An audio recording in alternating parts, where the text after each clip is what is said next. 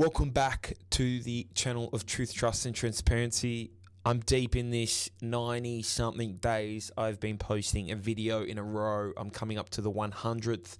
Today, I've got another deal review. This time, we're answering an inbox from one of you guys' YouTube channel. Shout out to Ben. Ben has been following for a couple of months now, posting up some really cool comments. Wants me to have a look at this latest deal. Now, what's interesting about this is that it is in Western Australia, Perth.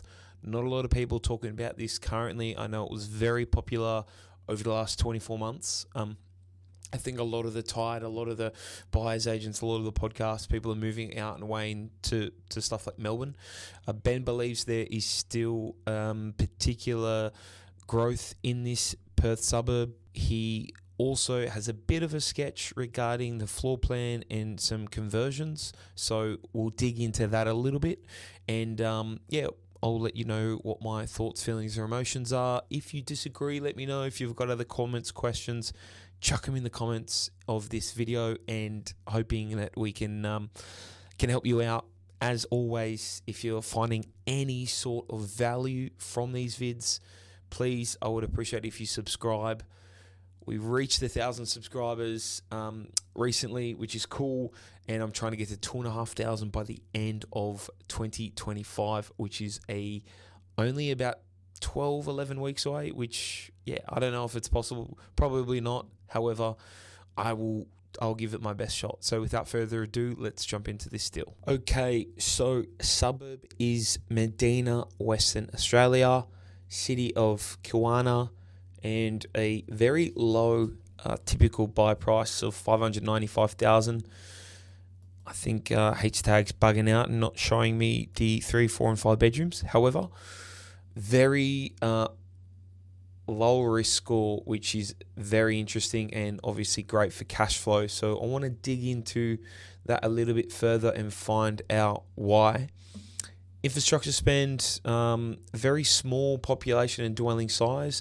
However, I know Medina, and as we get to the geographical location, is just a small suburb amongst where it sits in Perth. So it's not as if it's in isolation where that small size would be an issue. However, let's have a look at the long-term data.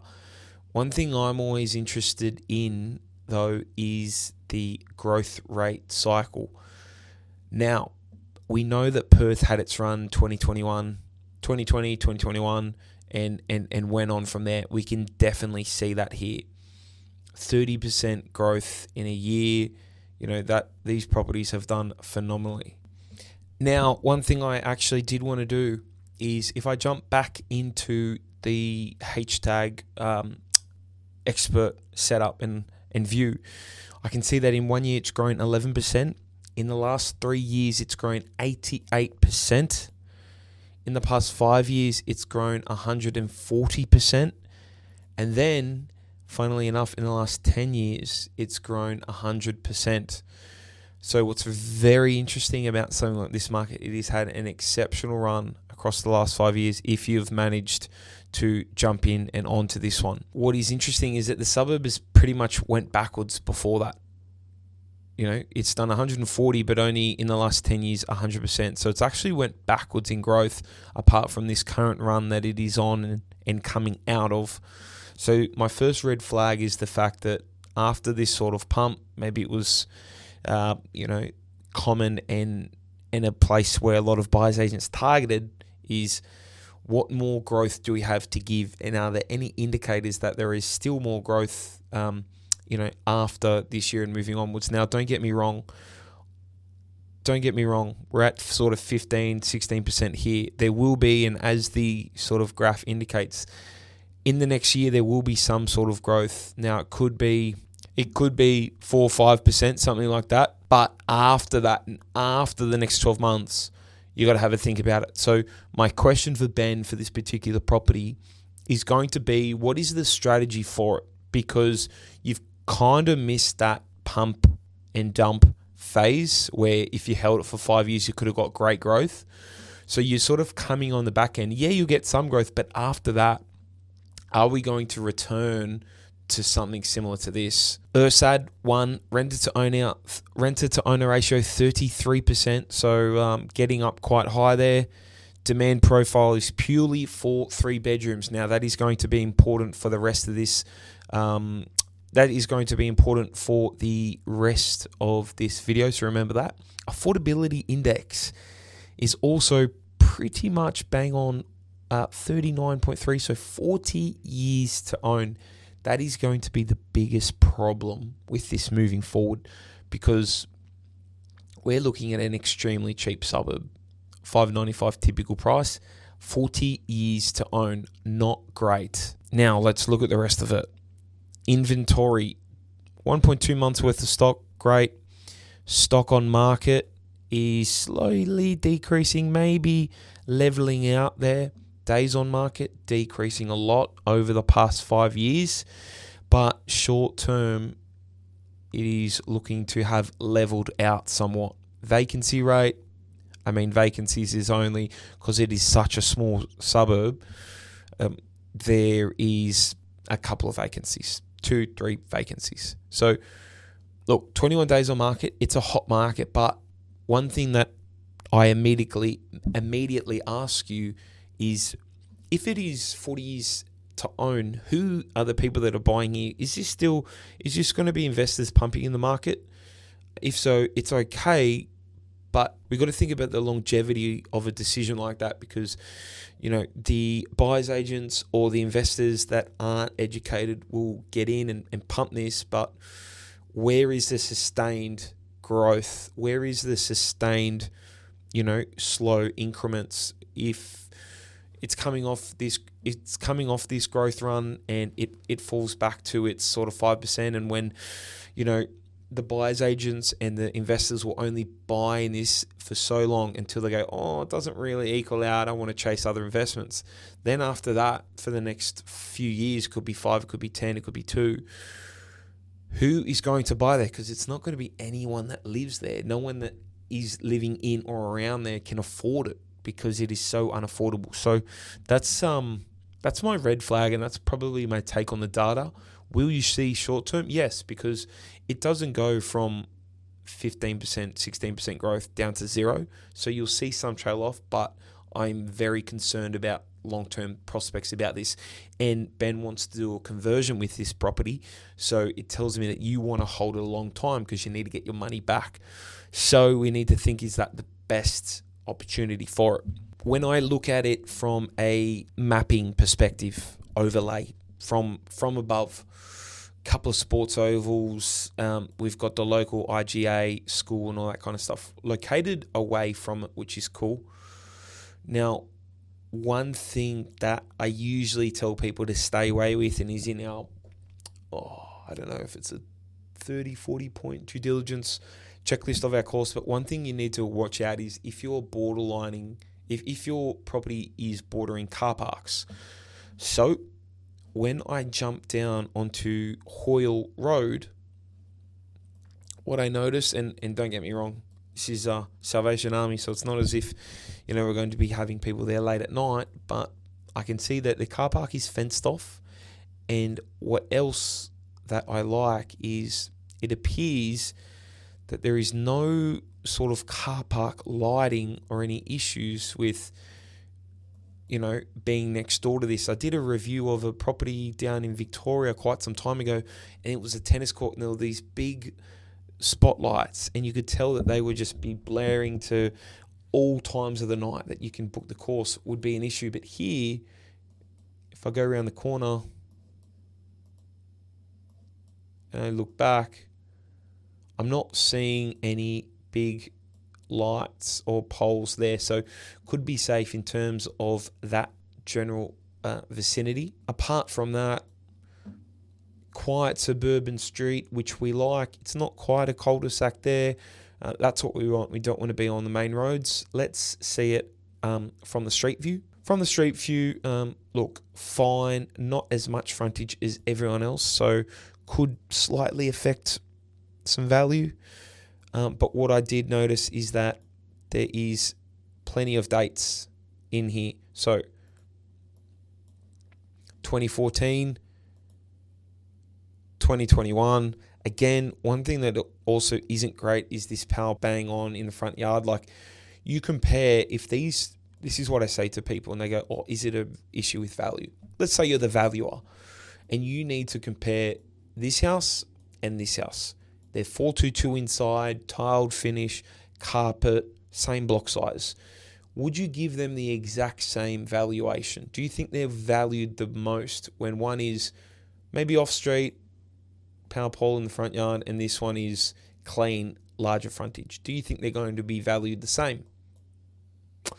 Question you need to answer for yourself. I know the answer, but you tell me. 2024, 2021, drought season. It's got good side access though, which I can see. 2014, not too much has changed. And then 2009, this is a house that looks like stood the test of time. Roof looks to be the same. Something over, oh no, that's the, cool. It's also, I think I can see it there. Is that the same? It's had the same hot water system for over 10 years. So that might be up for a change relatively soon. Not too much. Again, the frontage is not ideal, neither is the placement of this. So take that into consideration when you're considering values. Now, from a planning perspective, when I looked at zones, this came up, which intrigued me. No sort of aircraft, flood noise or anything like that. Topography, we know, slopes gently from this top corner down. As long as there is some sort of way for the water to get out, which brought me to the finding of this easement. Now, it is unclear just from here what it is. I won't go into buying the details around it. However, I would insist that you have your conveyancer or solicitor review the contract to have a look at what is going on with that particular easement, because there's something happening there. If I look back over time, I can go back quite a long time, so I can see if there's too much that's changed on the block. Not too much. Not too much over the years. It's got the shed, landscaping's built out, all that kind of stuff. But that is not a red flag. I just want to know what it is.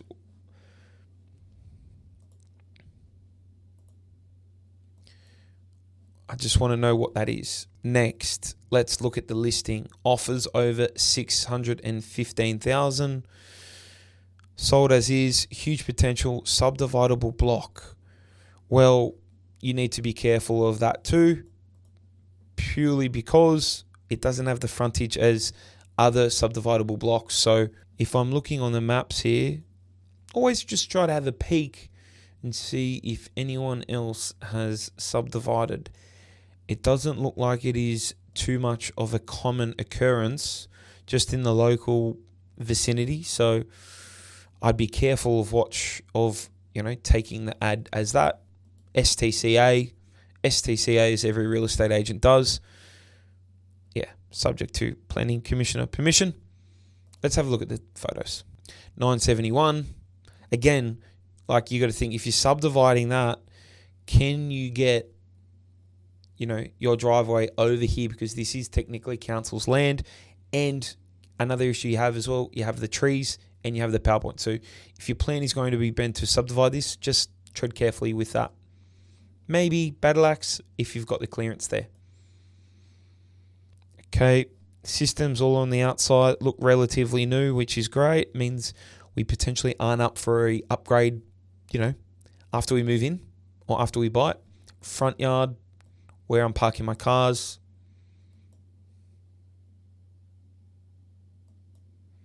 A lot of landscaping and things to have a look at. This is the back room and rear of the house. looking at these photos, it gives me flashbacks to a property I bought last year that had a different color for every room. But aircon looks okay. I would say that oh my god, look at the hooks in the wall. I would say you potentially want to consider some margin in there for flooring and painting. Interesting contraption. Very nice detail. Okay. Looks a little small, this room. It's the back half of it.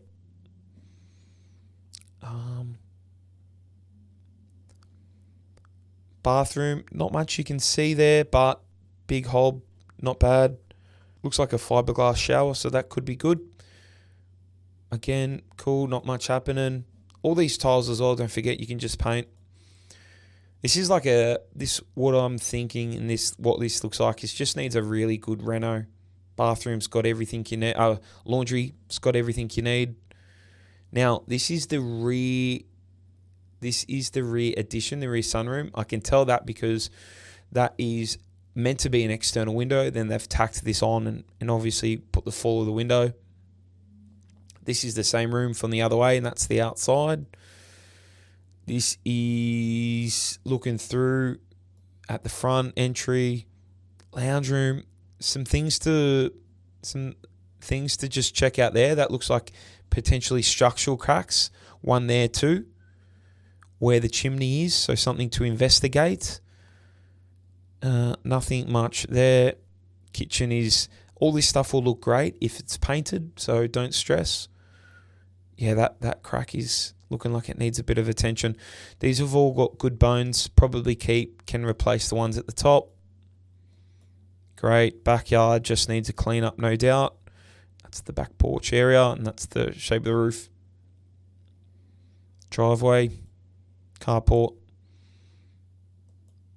closed in rear access there. Cool. Backyard. I won't watch the floor plans. We'll get into a little bit after. So when I'm looking at properties to buy, offers over 615. We've got one around the corner under offer. So I'd be talking to the agent to see what that sold for, because that's a 4-bedder. So you're going to get a good understanding of what market rate is for 4 bedrooms. And also Crabtree Way Medina offers over 549, 3-bed, 1-bath across the road. So again, be talking to the agent to see what the interest is in that particular. But the pocket seems pretty tightly kept, not too much. Under offer again, offers above. Oh, looks like it's almost a granny flat for sale. Offers over 349 and 550. So not too much. Similar shape block, that one. So definitely, again, calling the agents to get an understanding. But that does seem a little higher priced compared to everything else. Potentially it's just for the land. Plenty sold in the last 12 months. So what's good about it when it sells in the last 12 months is that we can get a really good understanding for where the market is and how the market is moving. So 480s, low fives, high fives, 650. I want to know why that's selling for that amount. 720 block, all those sorts of things. So you have a lot of comps. 615 still seems a little bit high, but if it's just for the block, then we need to dig down on those comparisons. And again, Ben, hopefully you're watching this market over 4, 5, 6 weeks, so when these sorts of deals come up on a 900 square meter block, is 615 good asking? Here it looks a little high, but again, I'm doing this in 20 minutes, so you should be able to tell me that. It is also very tightly held for rent. Now, whether or not this is a property in place where people want to live, again, I need to check in with the property managers on the ground to see, because if I zoom out a bit, there's plenty in a few different pockets. So I want to know if Medina is a place people want to live or not, and you're only going to get that by talking to people on the ground. There is not a map that will show you that. So this is the floor plan that Ben has sent through regarding what he wants to do. A few comments around here. I'm not sure what this is going to be. If this is the granny flat and you've got a pod in here where, 3 by 12 meters, first and foremost, 3 meters is not a acceptable width that you'll be able to fit in. The reason is because you need like circulation space and bathrooms and that. 3 meters is very tight, man. Secondly, you've put that over the easement. Likely you're not going to be allowed to put any habitable or permanent structures over the easement. Definitely room down the back to do a driveway and granny flat. Now, here's where a lot of my questions come. First and foremost, the conversion of that back room, you've got 2.6 by 2.4. If you want to get this on the market and rent it out, you will need to probably have a legal dimension for what a bedroom is. I don't know what it is over in Perth, but it could be, say, 3 meters by 3 meters. Another thing that worries me, and what we have seen, is because the house used to end here, right? And they've put this extension on. One thing that worries me is because of that extension, you think of a roof goes like this, right? They've put that extension on the back of the house where the roof ends here. Now, what they need to do, they can't have a flat roof. They need to continue the fall, so they need to do an even lower roof, which is why you need to watch when they do extensions. Because of that roof slope, you might not have a habitable height of the 2.7 meters that you need, So things that you need to check. The next thing as well is going to be, and as we saw from the data, the demand in this suburb is for 3-bedroom houses. Currently, you want to turn this into 1, 2, 3, 4, 5 better. There was very, very, very, very low demand for 5 bedders. So what issue you have here is that you buy it based on, I can get it out and rent it for X, but how long is it going to take you to find someone that wants to rent a 5-bedroom? Because there's very low on the market. That's a huge family. It could be, you could be waiting forever or not get someone. So you spent all this money, all this time, all this effort, made this purchase, and you can't rent it out. And someone looks at it and goes, oh, you can't rent them out. They're not habitable rooms. So I think your idea is correct. It may be the wrong asset. I've seen a lot better floor plans where you can convert some stuff and go to 3 to 4 bedrooms when you have that 4-bedroom demand. I don't have that in the data here. So my question to you would be, why are we trying to do it? Are we trying to combine a couple of strategies here? Because again, 5-bedroom plus the pod, I get you trying to make this a cash cow, but stick to one sort of strategy for the property, and it could be that conversion. You could do conversion in granny flat if the block pertains and allows you to do that. But here, I wouldn't be converting this in a 5-bedroom. You have to think about the amenity of a bedroom. Ideally, your bedrooms are 3 by 3. You've already got one that's 2.4 that's here and one that's 2.7 that's here. I actually think the 2.7 is that full width, which means a 600 meter deep wardrobe. This bedroom is 2.1, which is very tight. This was the one that had the shelving along the bottom, so I don't even think that it's going to be a habitable bedroom. So the floor plan here is an absolute mess because only one bedroom is sized correctly. Those two aren't, and either of the two that you're trying to create. If I bring it into what I can do myself, again, keep it. You can put a granny flat down the back. It looks like you can have the car parking for them as well, separate to the house, because remember the house had that paved driveway. Something you want to consider and just to think about. I'm not saying that you need to do it. I'm not saying that you have to do it. But here's what I thought and was thinking about. And again, it comes down to the strategy, because this might not be the strategy of the house and you might not be able to do it here. But who's to say you don't get creative and say, you know what, I can actually do it this way. I can put in a kitchen here, galley kitchen. I have a small dining room area, which is 3 by 3. Apparently, that's again is small, so this floor plan might not be right. But I could have my entry here, split this up, This is my living room, dining and kitchen, and I could potentially move some of these walls to do a 2-bedroom at the front. I could rent this out separately, and then I could have access to the carport down here. So this could be 1 dwelling, 2 bedrooms, reconfigure, put in kitchen, carport for them, carport down the side, at the rear, kitchen, dining, living, and then I can reconfigure these to something a little bit more palatable, potentially.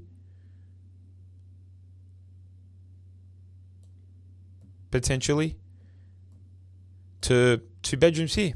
Again, does this strategy work? It might not. Again, we saw a little bit of demand for 2-bedders, not heaps. So it may not work here either. But that's where my mind went with the floor plan. Entry, the back. We've got plumbing in here. We can easily add a shower, plumbing, kitchen, dining, living area here. 2 bedrooms. Boom. That's one way that you could do it. You could split it up that way. Now, what do I think? Overall deal, the suburb in particular, my comments and my thoughts are, it is very unaffordable, and you got to think how much steam is left in that if it's done 140% in 4 years. I don't think there's a lot of steam, so I think you might have 1.5 years of above standard growth, and then you're going to see it fall back to its average. And remember, that suburb, prior to that 5 years, it had actually went backwards in growth. And if you're sitting at 40, 41, 42 years to own at such a cheap suburb, no one's going to be able to buy there, which means it's all investors. What happens when rates go up and the investors start to pull out of the market? You've got 33% that are investors. I get your idea and I get the conversion idea. I just think you're looking at it in the wrong spot. There are opportunities out there where it's a second dining room. Flick back to the video I did about Ben, the guy in our course that did it. But I think you need to look for a easier floor plan that has 2 decent sized bedrooms. One that has, the 3rd bedroom has like a 2.7. Here, this is a nightmare for anyone. Because you look at that and you go, okay, mum and dad are in here, but then you can't chuck kids in. This is 2.7, but I reckon that's 2.1. 2.4, very small bedrooms. You can't have teenagers, even if you put them in the one out the back. 2.4 again. It doesn't work for me. There's a lot of changes to make, and for the price point, it's not great. It seems like it's a little bit too expensive. That's my thoughts on it. Would I sort of buy it? Nah, I wouldn't. But I think the 3 to 4 bed arbitrage is a golden secret. Well, not secret, but not really talked about too much. I think it's a way that you can add an incredible amount of equity in a short time frame, just on a floor plan that is a little bit easier to work compared to this one. So look, Ben, hope that helped. Appreciate you watching the videos. If you guys have comments, questions, thoughts, queries, put them down in the comments, because as always, I'll see you guys tomorrow.